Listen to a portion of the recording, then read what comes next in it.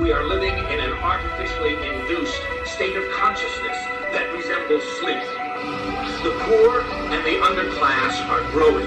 Racial justice and human rights are non-existent. We have been lulled into a trance. They have made us indifferent to ourselves, to others. We are focused only on our own gain. That is their primary method of survival.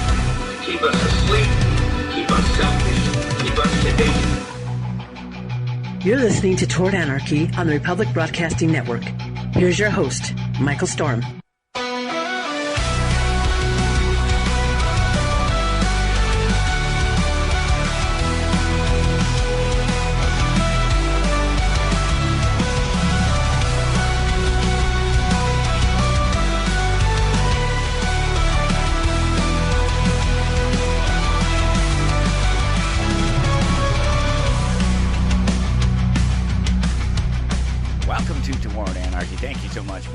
I'm Michael Storm, and as always, it's just great to get to come and hang out with you when I do and chat about the things that we chat about, and there's plenty to talk about today because this is a fun one. This is something that is the intersection of everything that is and has been my life for basically the last 40 years in some roundabout way or another, most definitely. And I'll get into the detail of that in just a second and explain why you want to hang around for it. But just take a moment right now to click that like button wherever you're finding me at today. Click the like button, tap it, smash it, sneak up behind it and tickle its ribs, whatever you got to do to get it to pay attention. Let me know that you're out there. That's kind of, voting using your real voting power and selecting the things that you like and making sure that they get the recognition for it. So I truly appreciate it. You can subscribe and you can follow along at Toward Anarchy, X, Facebook, Instagram, YouTube, all of those places. And if you are so inclined to do so, you can follow along at towardanarchy.com with every episode, including this episode, if there's ever any links or information, extra stuff that I want to include. Plus, there's always a meme and a quote and other things that you can look at there as well, as well as, of course, the all the other episodes, not just this one. This will be 2622 is this episode, and this is all about that bricks and minifigures scandal. And some of you have heard of it. A lot of you have heard about it. And some of you may know something about it. Some of you may have an opinion about it already. Many of you will not know it because it's interesting. And so I'll tell you why you want to hang around. If you're one of my regular listeners, you want to hang around because there's plenty of this thing has everything in it, except maybe jilted lovers. This little scandal here.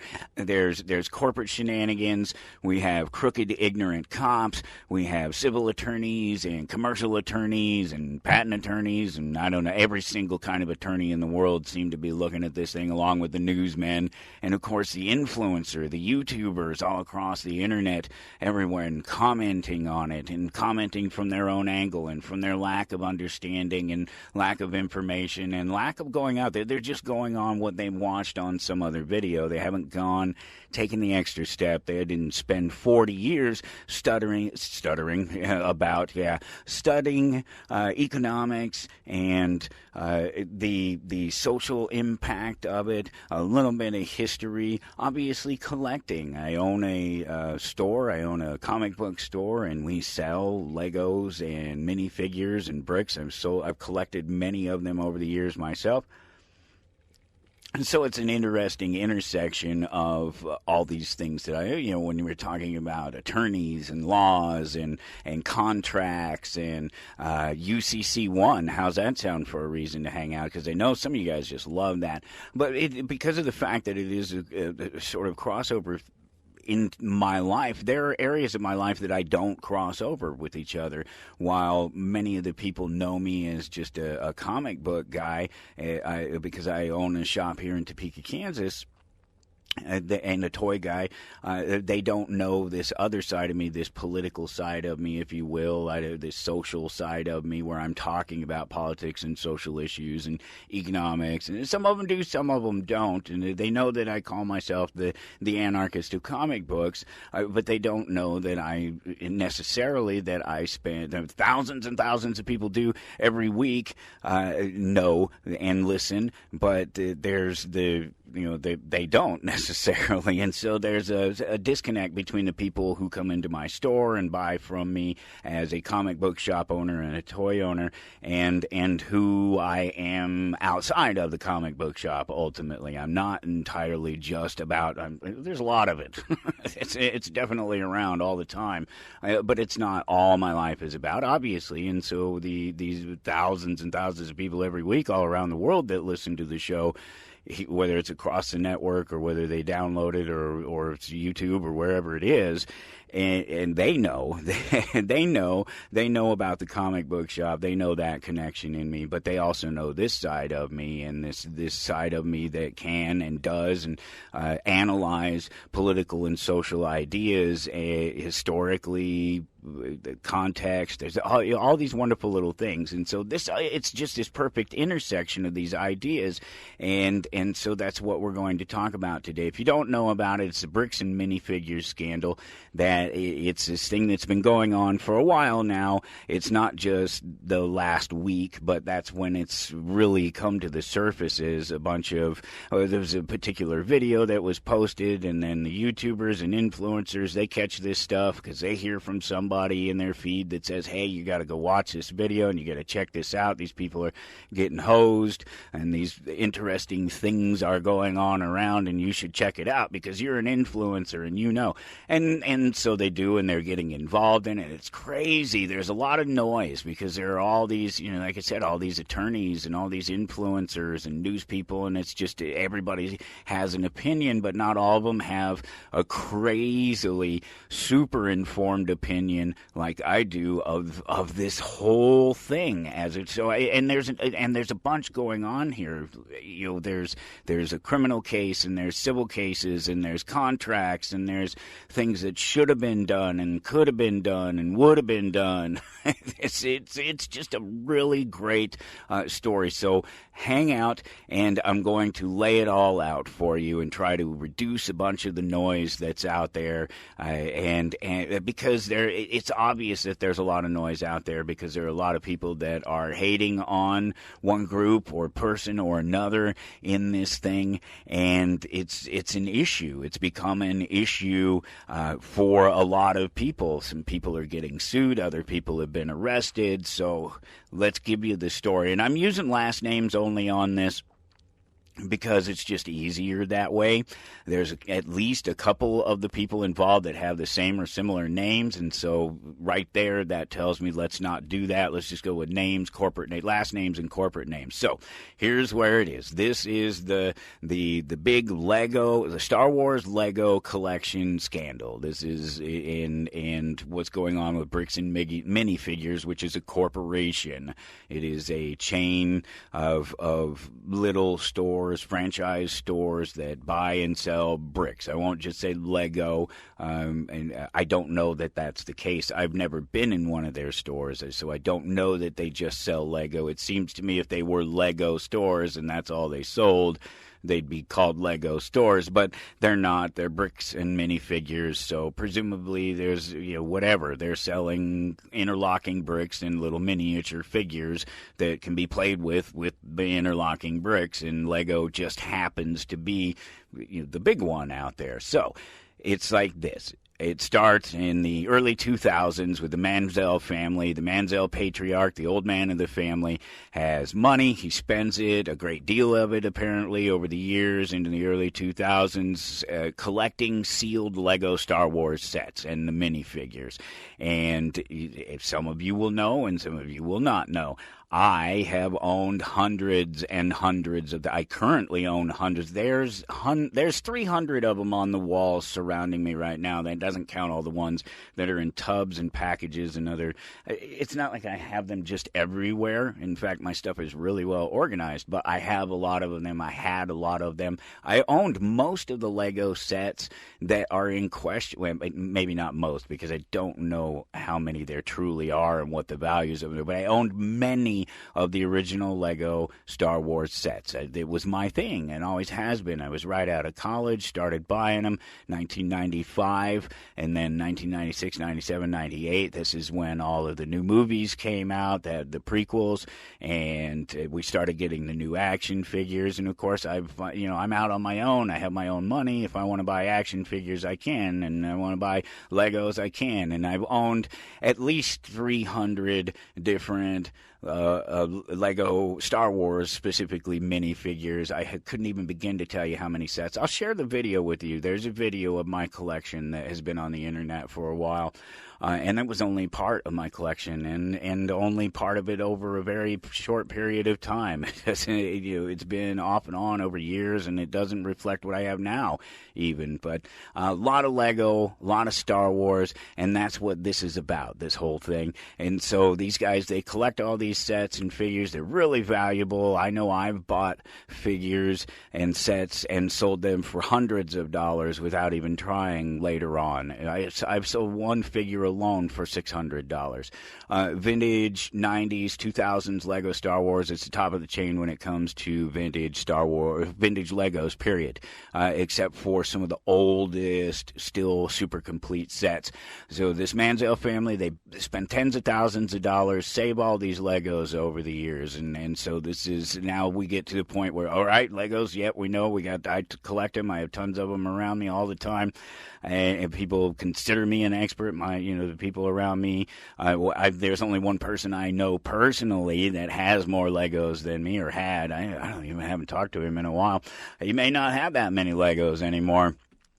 But it's right in my bailiwick, and if you don't know what a bailiwick is, it's a sort of special domain of knowledge. But it's not just that, it's the cross knowledge here, my insight into the law and particular legal matters. That's why I thought I'd bring this reaction to you, because it just crosses so many points, and I get to share it across the areas that divide my life, for sure. So like I said, some people know me as this comic book and toy guy, and then everybody else knows me as somebody who does this every week and talks about these political and social ideas. And so I've been doing the toy collecting and things for years, since I was a child.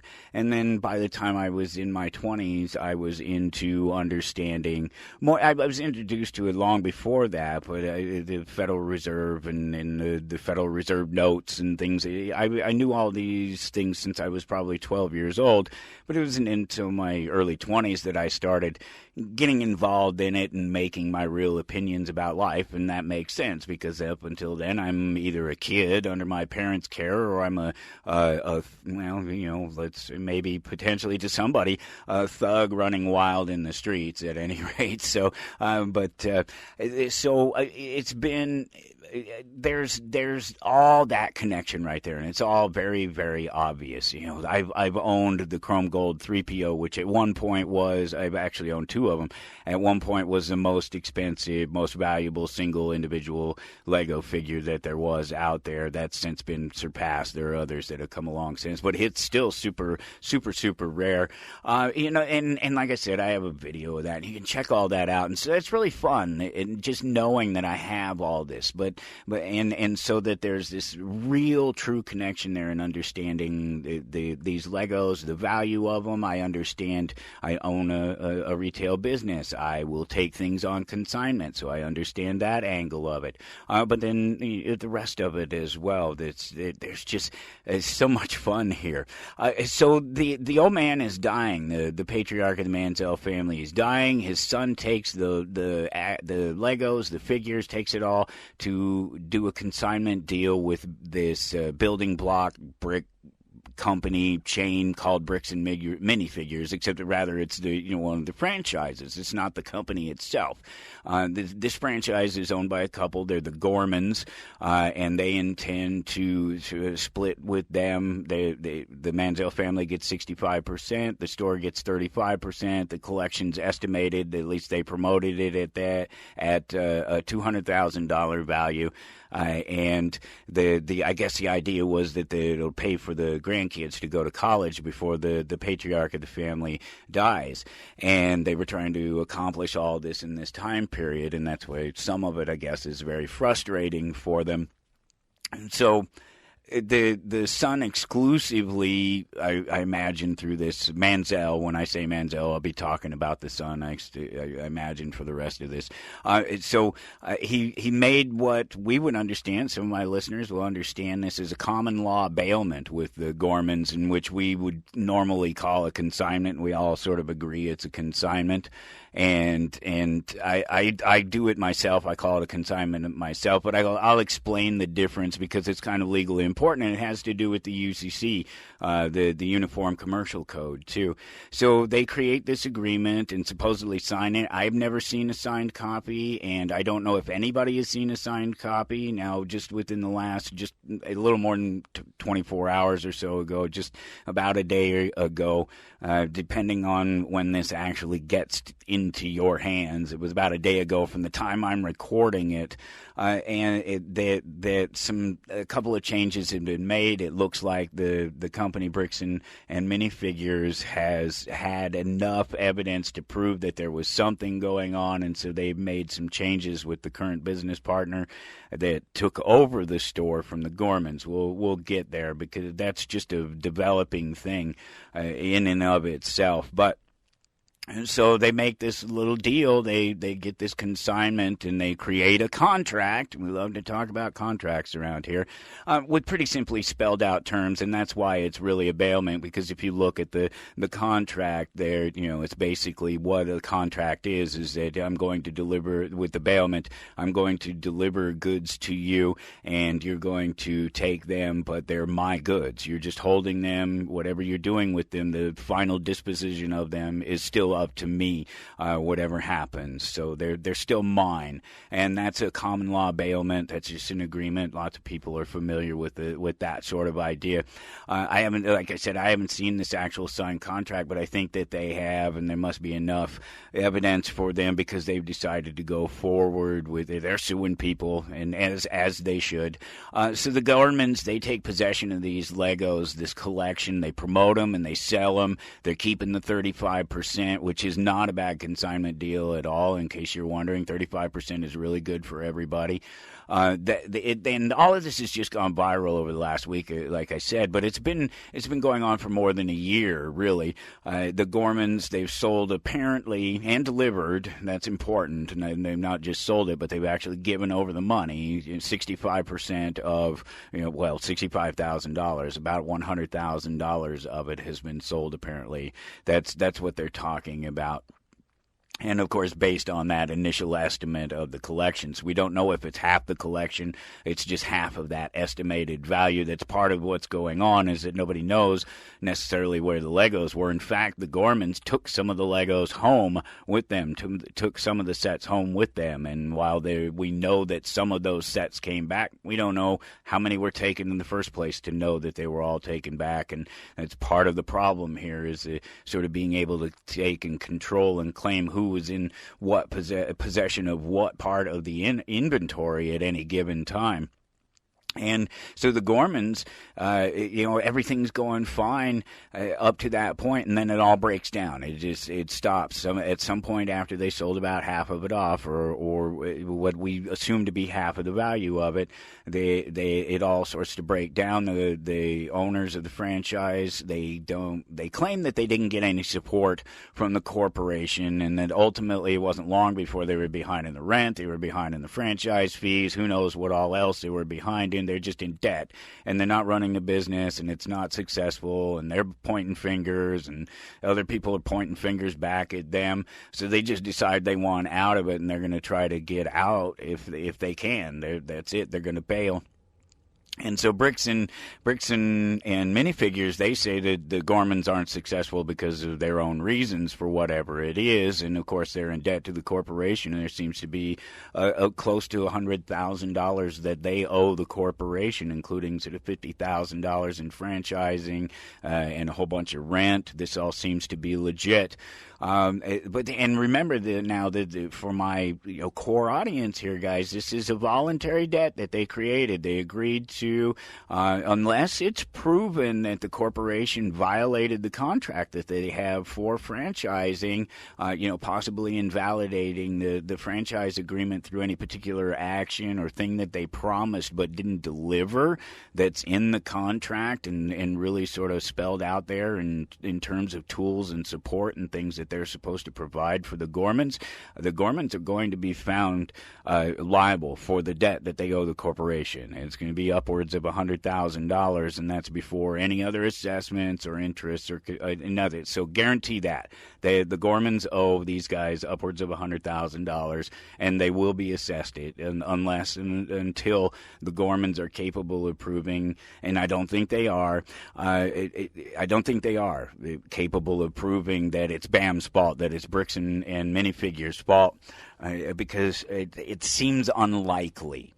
It's not impossible, but it seems unlikely, especially when you start adding everything else up. So at this point, there's no connection here between Mansell and Bricks and Minifigures. There's no agreement, there's no contract, and apparently there's not supposed to be one, because supposedly the Gormans aren't supposed to be able to enter into a contract like this, a consignment agreement like this, without maybe permission directly from BAM, or maybe they're not supposed to do it at all. It seems to be BAM's, the Bricks and Minifigures Corporation seems to be standing by that they're not supposed to be able to do it, that they did it outside of their agreement with the corporation. And frankly, I'll say it now, that's superfluous. It doesn't even matter. It really just doesn't even matter, because the corporation didn't make this contract with them. It doesn't matter if it's against the terms of their agreement or not, because the agreement that matters in the sense of the Legos is obviously between Mansell and the Gormans. The corporation didn't create that agreement, and that makes sense why the corporation would say, well, you can't go around making agreements like this. But there's no connection between them at this point. So the corporation doesn't owe Mansell anything, and there's nothing that points to the corporation owing Mansell anything at this point. So apparently there's moves to go ahead and try to reclaim the remaining collection. At some point, the Gormans stop paying and they stop communicating, and that's when other people start to get involved. Now, I saw the Gormans video that broke about a week ago. I think it was at this point. I really didn't look at the timestamp on it, and I'll tell you this right off. I stopped watching the video. I went back and looked. I stopped watching the video exactly 1 minute and 25 seconds in. It's only just over 4 minutes, because it didn't sit right with me. There was something about them that I didn't like, the things that they were saying. While it appeared to be valid claims, I knew that it just wasn't that simple, and I was going to forget about it, but you know how the algorithm is. It doesn't let you forget things. And so right after that, it popped up. Asmongold had it. I didn't watch his video. Charlie had a video on it. It was like 8 minutes or something. So I watched that, and it intrigued me, but it was only one perspective of it. And so then I started looking around, and it just turned out that there's all these other characters involved, and some of them are people that I follow, in particular a civil rights attorney. And this other YouTuber gets involved, this guy named Reckless Ben. And Reckless Ben is like, I guess he markets himself as something like a consumer advocate type. If you're from Colorado, you'd know a Ron Zappolo. He worked for a local news station, and that's what he was. He was a consumer advocate. People would send him an email or call him up on the phone or something and say, hey, Ron, this corporation screwed me over. Can you help me out? And he'd get out the microphones and the cameras and go confront them. And what did you do with these people's money? And so I think this Reckless Ben seems to market himself like this. And so he gets involved, and he just has a terrible time. This is one of the entire other aspects of it that I really won't even be getting into, which is odd for me because normally that would be the thing I would talk about. He's been arrested, his house has been swatted, and it's all completely in violation of his civil rights. I have no doubt about it whatsoever within my mind. Even with the redacted videos that they put out, it's very clear that these cops are liars, they're ignorant, regardless of any duty to protect the community that they have. They're violating people's rights, and that's not to say that other people aren't in the wrong, but two wrongs don't make a right. I mean, if you really want to go there and talk about that. So I stopped watching that video because I didn't really it just didn't really jive with what they were talking about. But these other guys do, including the civil rights attorney and Reckless Ben. And this is when I find out really about the Reckless Ben stuff. I hadn't heard about this yet, but it pops up because I follow this civil rights attorney. And he basically just did an online deposition with Ben, a couple hours, I guess. I watched maybe the first 30 minutes of it or something like that, just enough that I knew what was going on from his part of it, because what he has to say about what everybody else has to say doesn't matter. And his part is getting arrested, basically, while trying to serve somebody. But he talks to this, the attorney gives this, basically it's just a deposition.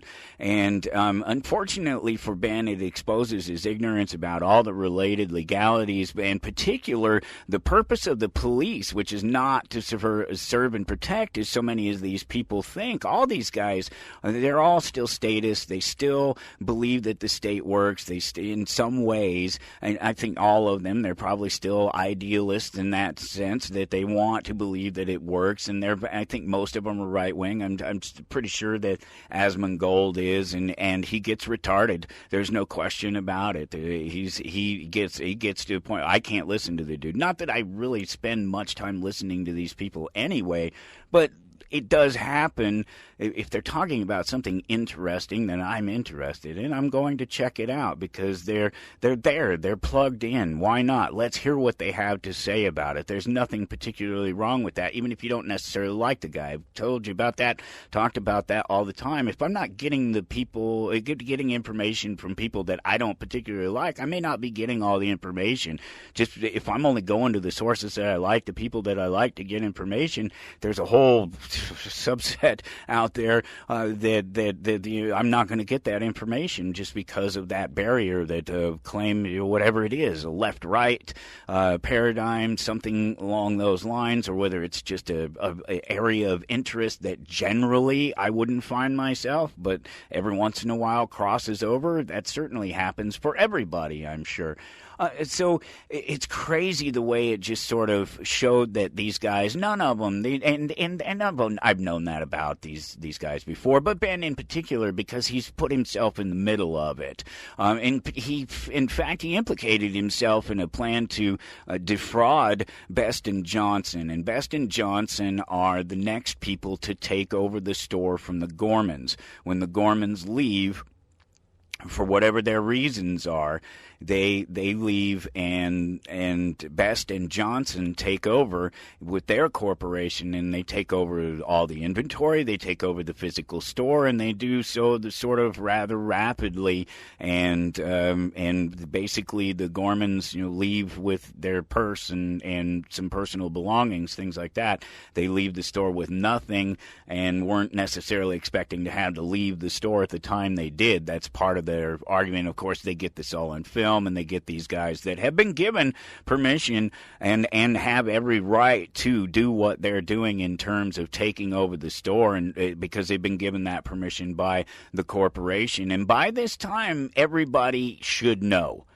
because the Gormans have already been informed part of what has happened with Reckless Ben is he has gone into the store early enough on that the Gormans are still in the store, and he's asking them where's the rest of the collection, where's the money. So it all dates back. It stays back a year ago, and more, because it's into late 2024 where all of this really starts, and it carries over for quite a while. And it's been some time since it sort of stopped happening, and then a lot of these other things are coming up now because in particular of Reckless Ben and the fact that his house was swatted illegally, and that there's been claims by, it was either Best or Johnson that claimed while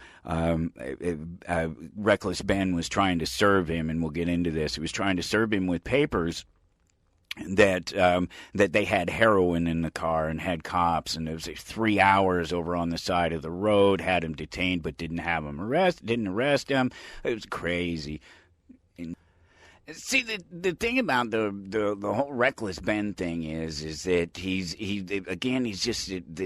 lacks a certain understanding about the reality of the police, and that you don't talk to the police. They're liars.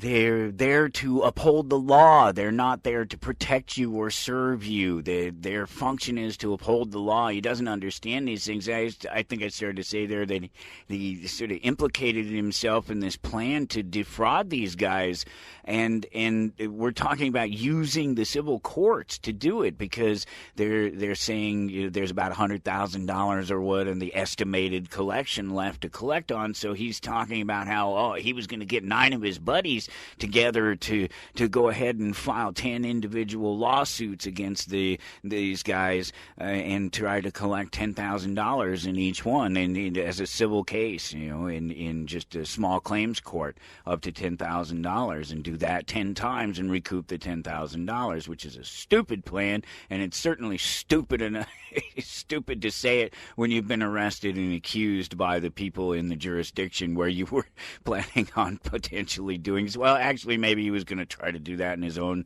jurisdiction, because he's from Ohio, I guess, and this is happening in Utah, where the shop is at, this franchise shop is at, for a brick and mortar that was owned by Brick and Mortar. I knew I was going to say that at some point. Bricks and Minifigures. It was owned by the Gormans. So he didn't. So the Reckless Ben, he doesn't understand all of these things, including the importance of the separation between himself, the process server, and the respondent. He's the complainant, right? He's making a complaint, and the process server serves the complaint to the respondent, and then the respondent has to go and write a response. That's why it's called the respondent. And so he gets involved with, and he ultimately ends up getting himself swatted and getting himself arrested on various charges of stalking and violating the sort of community protest standards and various other things. Who knows? And while yes, it's obvious that he was he was in the right in some ways, there's other things that he's done where it could be questionable. He's going to have some trouble. I mean, he's going to have to follow through on a lot of stuff and serve a lot of papers on a lot of people if he wants to sort of get back at the people who violated him, because there's nothing you can do about it once they violated you like this. Yeah, he may win the case, but it's going to cost him all this money, all this time. Luckily, he can use it for publicity, but that's one of the crazy things that he's talked about, is how he went to court and they basically wouldn't say. The sort of DAs over there telling the judge, well, we can't tell him what we're charging him with or why he's being charged, because it's a danger to I think it's Johnson specifically, but they had approached both of the second owners after this, and so it's clear to me already that Reckless Ben doesn't understand simple contracts and simple understanding that just because this store, whoever took over, that doesn't necessarily mean that they're responsible for the product, even if they have the product, because the Gormans are responsible for the product. They're the ones that the contract is with. They're the ones that the agreement is with, the bailment, the consignment. They're the ones. And so and that's why I'm not going to talk really about the whole reckless Ben thing and the rights violations and all that, because it's a whole separate thing, and a lot of it's something that he got himself into, so he's going to have to try to get himself out of. And he's already implicated himself in sort of attempts to defraud people, and the wrong people when you talk about it, when you get down to it. And that's exactly what I'm doing here. So they're the new franchise owners that he's been messing around with, but they're not the ones that necessarily are responsible for it. It's certainly not by agreement, and so why are they sort of harassing those people? It's really kind of crazy that they would do that. So here, let's lay it all out. We have this corporation that these people have franchised from, and these people that franchised it took possession of property that they weren't supposed to, supposedly, but that's a moot point. But they did take possession of the property, and they signed an agreement, not as themselves. They did sign it as a corporation, but they're their own separate corporation from the corporation that is the Bricks and Minifigures. That's what a franchise is. It's its own corporation. It's run and owned by those people under their own business name, but they have franchised. They don't own the business name. They probably don't own the property. Sometimes they do. There are all these different things, different ways that you can do these franchise agreements, but apparently Bricks and Minifigures owns this property, and it's leased to them, and they pay a franchise fee. And they can then own their own store, and they own their own corporation. And so they are the ones that signed the agreement, and they're the ones that took the property. Now, if they lost the property, guess what? It doesn't really matter who they lost the property to, and they lost the property, right? So while it is a fact that just because the owner comes and takes a home, he doesn't necessarily own the stuff or business or whatever it is, his property, back from a renter or whoever is inside of it that they've allowed to be inside there under contract, and that contract is now rescinded. That doesn't mean that when they throw them out that the owners of the property get to keep all of the stuff that was in the home. There's a process for that. They have to give that back. There has to be time allotted for the owners of it to come and take it back, unless a court determines that their property is forfeit for one reason or another, to cover some debt, and none of these things would happen before a judge. There's been very few judges so far in this thing, but the number of judges is going to increase real quick when it speeds up, if people don't just start agreeing to things and agreeing to settle things out of court, which could happen, because that's what it comes down to. It's really a civil matter. The whole legal matters for reckless Ben, that's a whole separate thing. So let me tell you about I told you I'd talk about Uniform Commercial Code and where it comes into play here. It's a moot point in this case, but it's what Manziel should have done if he was going to, and it's what anybody should do. This is the real use of the UCC1, in case anybody is interested. I've told you over the years that filing a UCC1 doesn't magically make you owner of yourself and all these things, and you can start taking out debts, and you can write off debts on yourself, all that stuff. Try it. Just go ahead and try it. Go ahead and do it in court. See how far you get. It's not the best path for trying to free yourself from the system, but it is a really good path to use to protect yourself if you were to go into a consignment agreement with somebody and you had more than $1,000 worth of product to give them. So in that case, you would go and file a UCC1, because a UCC1 creates a creditor-debtor situation between the people. It's an agreement. It covers things like consignment. That's what the real difference is between consignment and bailment, whereas bailment is much more of a common law a way to address having somebody else sell your stuff. The consignment is uniform. It's Uniform Commercial Code. It's part of the Uniform Commercial Code. It's in 9, somewhere in 9. I think I noted it somewhere around here, but I don't know if the note is even sitting here, because that's says something about drums. It doesn't have anything to do with what I'm doing. So, whatever. But it's UCC 9102 something. It's in there. It wouldn't be that hard. UCC 1's not really that complicated. It's just the rules for commercial code. It makes it so that it doesn't commercial problems, questions of contracts don't take up any more of the court's time than they have to, because they're already guided by particular laws and they're spelled out. And if you don't follow them a certain way, then you don't have these protections. You haven't done this. You've done something else. You didn't act commercially. You acted civilly. You acted whatever, some other way other than commercially. But so you file a UCC1. Say you want to sell your comic book collection. It's a perfect example, and I should do a whole video on this. If you want to sell your comic book collection, and it's a big collection. It's worth more than $1,000. Which really doesn't necessarily mean it's a very big collection at all. It could be very small to only be worth $1,000. But the $1,000 is that point in aggregate. So if you delivered pieces of the collection over a period of time, it's the aggregate delivery, and you would and anything over $1,000, it falls. It becomes this goods to be sold. It becomes consumer goods, and depending on what they are and what the terms are, but in general, that's the reason why it's under UCC 1 or UCC code, so that you're protected. You don't have to worry about the questions of those things. That's what it is. This is UCC 1. You are now a debtor of mine. I am a creditor of you. I am giving you something, and I'm crediting you with it. And not only that, if you fail to repay it, I'm at the top of the list. If I file because multiple creditors could file a UCC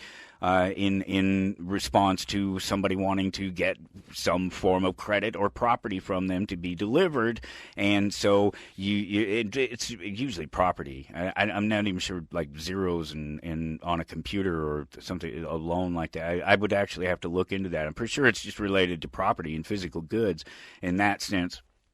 Is you might give these physical goods over to somebody and have them sell them for you, and you still retain the rights to them. Well, in this case, you don't really retain the rights to them. They are free to dispose of them as they see fit, but they owe you. They owe you the debt for them, and you can collect. And if you're the first to file the UCC, then you are also the first in line to be credited. So you're the first creditor in line. If they fail to make their payments to everybody and you're one of their creditors, if you filed your UCC first for the property that they've taken of yours and that you can't get back because it's sold or it's burned or it's destroyed, it doesn't matter what happened to it. It doesn't matter that something happens to it. It's not entrusting them with the product and then good luck getting it back. It's here's the commercial law. You as a person are taking this at a debt.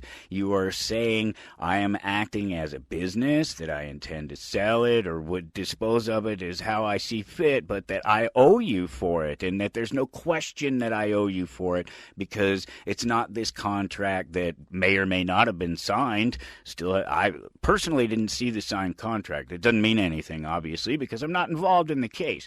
But it's problematic, right? Somebody, certainly for the corporation, if they're walking around and everybody's pointing at the corporation, and this is what's happened. This is part of the reason I wanted to talk about it, because everybody's hating on the corporation, and there's no reason for it. There's no particular reason for it. They're not at fault. They're not to blame.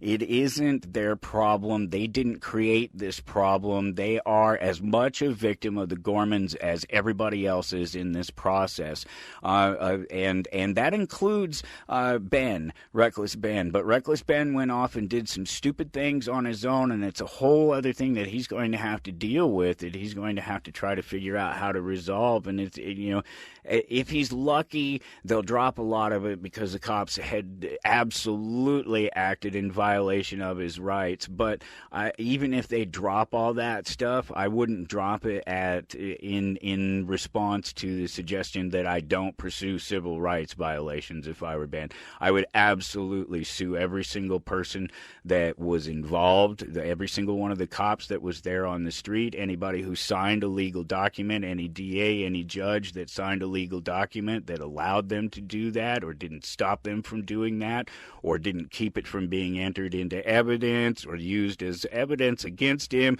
or whatever it happens. Everybody along the chain, absolutely, anybody who puts their name to it that's illegal, sue every single one of them civilly for the maximum, and hell, if you can get it, try to get them for actual, civil rights violations, as in keeping you captive for 3 hours. That is super against the law. It's just, you can't do that, and you can't make up reasons to arrest people, but the cops do it all the time, and that's part of what was fun and interesting about watching these guys, and including all of these the YouTube influencers and guys commenting on the Asmongold's and Charlie Penguin Zero. I don't really know who these people are. Yes, I follow them, but I follow them as much as I follow anything out there. It's only if maybe possibly some piece of information, something cool, something interesting, something that I give a damn about.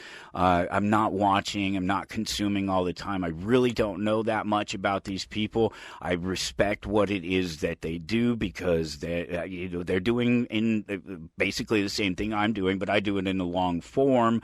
Asmongold, I guess, does it live, which I've done that before. And in case I haven't made it sort of perfectly clear yet, the Gormans are the ones that are at fault here. They're the ones that they created a contract with somebody, and they violated that contract, and they allowed, through their own negligence, to the property to be potentially disposed of, damaged by, just otherwise in other people's hands. It was taken out of their hands by their actions. It's their fault. They're the ones that everybody needs to sue if they want anything. And it's, wow, they probably wouldn't get anything.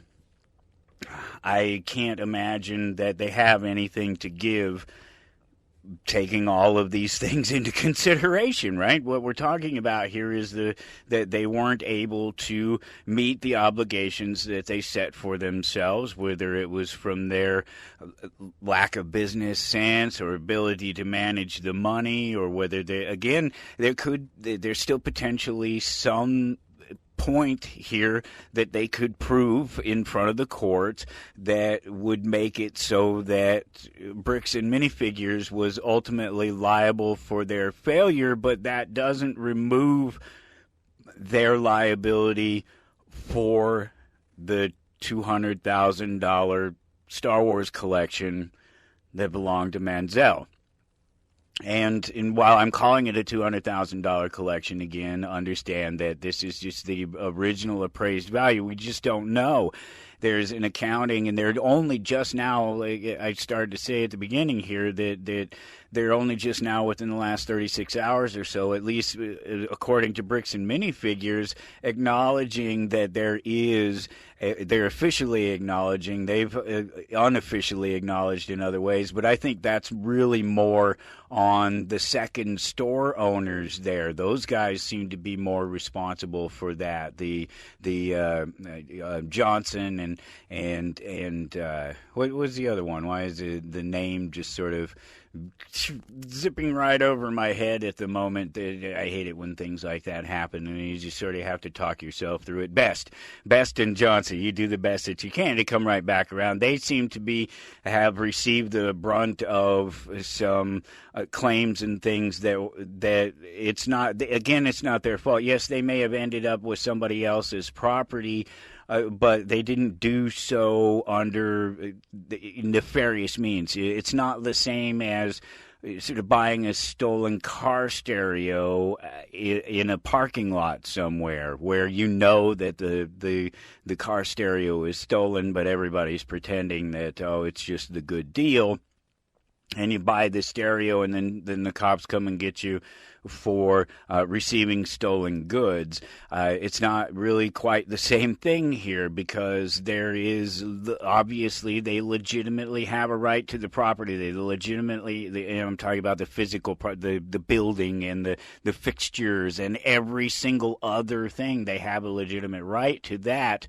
And so the fact that there's things that don't belong to them or wouldn't belong to them and didn't belong to the Gormans that belong to the Menzel family is really a moot point. Again, the people responsible for it are the Gormans. They're the ones that should have never allowed it to get into the hands of somebody else. And if you remember, what I pointed it out earlier, it's known between all the parties that the Gormans had at least some of the collection, some of these high-value sets in their home, that they had taken some number of them. I don't know that anybody knows that number. I do know that they believe that some, if not all of that number, were returned to the store, but we don't know that, and it's one of those parts. It's one of those points that's ultimately moot until the Gormans get sued by the Menzel family, and they want to prove that they've sold X amount and that there was only X amount left based on whatever documents and records and everything that would go along with it at their disposal, and presumably they will get those through the corporation. They'll get, because it seems, I started to say it a minute ago, that ultimately it seems that the corporation has figured out their end of it, that they've seen enough documentation. Maybe they finally saw a signed contract between the Gormans to know, or maybe they finally saw an inventory of the pieces and not just a sticker that was placed on some of these pieces of inventory so they'd know that the inventory belonged to somebody else, except that none of these other people that are supposed to know that were involved, and they shut out the guy that owned the stuff, of course, because as far as they know, they don't have any legitimate claim, and they are correct, and it doesn't matter. Look, I'm the first guy that, the type of responses that the phone calls were eliciting from these guys without other information. I'm the first guy to go, if that's the way you want to handle something, watch your back, because one day I'm going to appear there with a baseball bat, and we're going to settle up, and I will collect what you owe me out of your backside. I'm likely to think that in a situation where, because I hate bullies. That's why I don't like government. I hate liars. That's why I don't like cops. I don't like bullies and thieves and liars, so I don't like government and I don't like cops.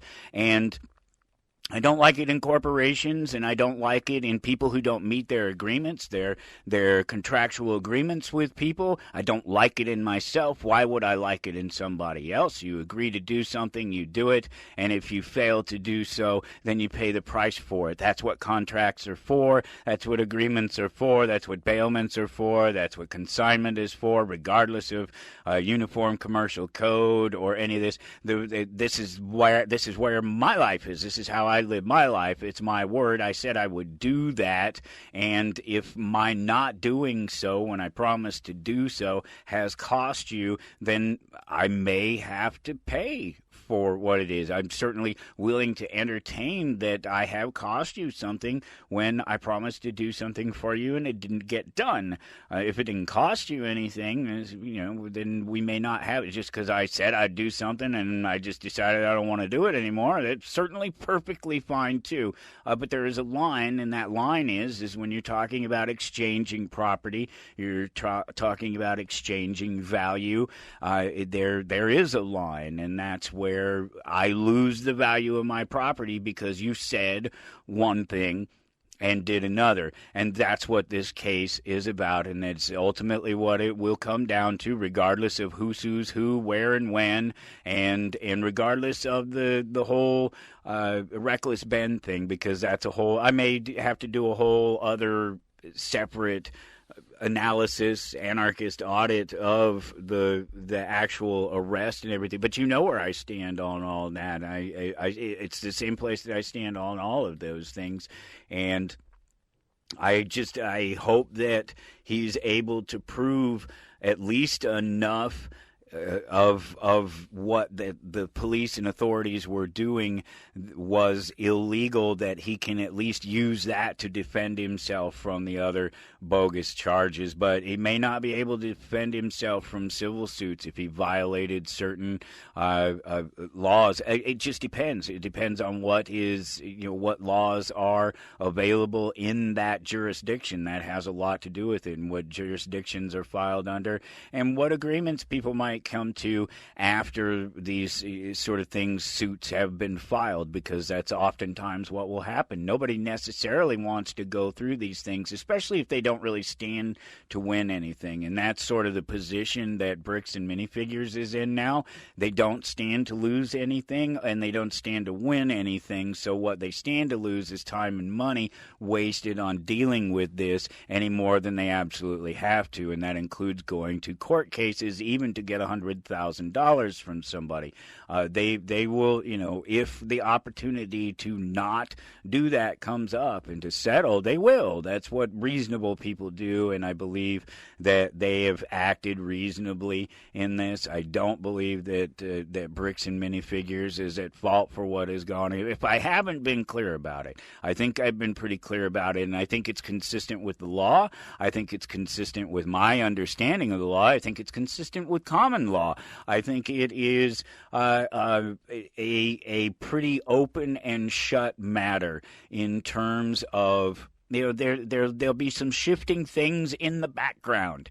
But in the end, the Gormans owe the Manzels, whatever the difference is, whatever the 100,000 that is left, or whatever is left of the 100. It was a $200,000 collection, and they apparently paid out $100,000 of it, or something to that effect, some half of the presumed value of the collection, and the valuation, unless I'm mistaken, was made by the Gormans, and it was promoted at that valuation, and the reality is in the time that this has gone on, the value didn't go down. There's no, that's not going to be considered. In fact, the consideration would be that it's gone up, and that the Manzels have been deprived of it for this amount of time, and it may be more money. So at this point, the Gormans owe other people and corporations about $200,000 if they're lucky,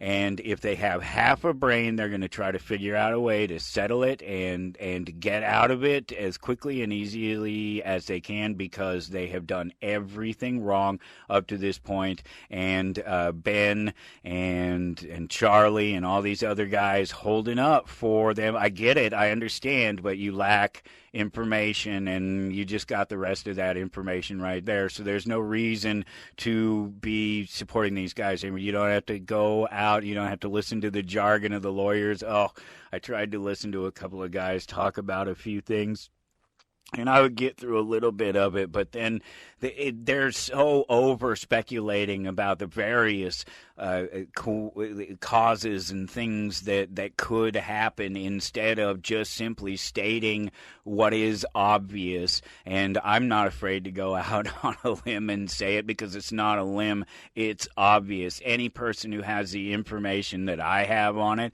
any person who's watched more than just Charlie's review of it, or even the Gormans, or even Reckless Ben, if you watched anything more than those, if you watched just those, you're not going to have the rest of the information that's out there. There is more to understand about it, but on the surface, it should be, and it points back. That really points back to the fact that I stopped watching their video. I mentioned that, and I could probably capture a screenshot of it. In fact, it would show the little red line playing through the video, and you go back to, because I went back and checked it for myself so I could get the exact time to do it, because I remembered specifically, oh yeah, after all of this had happened and going through all this and this, oh yeah, you know what, I never even finished watching their video because something was wrong. And it's obvious what was wrong is that there were some irresponsible people took on some property that they lost, and now they owe somebody pay for that property, and they get a whole bunch of other problems on top of that. So we'll see how it all plays out in the end, but the guilty party is the Gormans, and that is it. That's the scandal. That is the Bricks and Minifigures scandal. Everybody stop picking on the corporation. It's really not their fault, no matter how dirty or the pool game has been. They played some dirty pool, but they have every reason to. They have every right to, and I think they have I think it stands for itself. I think the information, once you get the full picture, stands for itself. So I got to go. That's it. That's the end of the show. We will, if you're on the network, stick around. There's a fantastic conversation coming up with Joseph Mba about movies and creativity. He's a producer, director. Stick around for that. Otherwise, look for it at towardanarchy.com. We'll see you next time. You're listening to Toward Anarchy